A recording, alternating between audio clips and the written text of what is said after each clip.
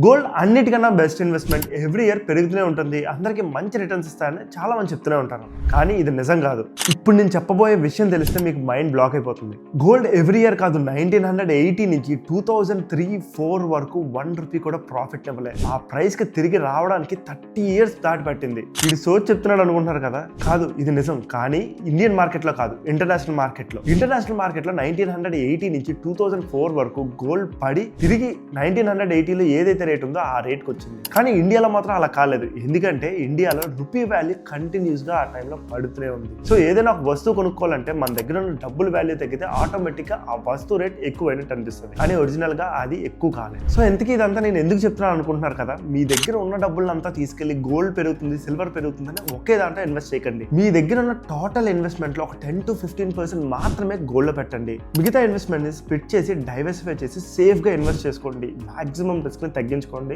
Profit ని maximise చేసుకోండి. దేంట్లో ఇన్వెస్ట్ చేయాలి అండ్ మోర్ టిప్స్ కోసం ఫైనాన్స్ మహారాజ్ని ఫాలో అండ్ సబ్స్క్రైబ్ చేసుకోవడం మర్చిపోకండి.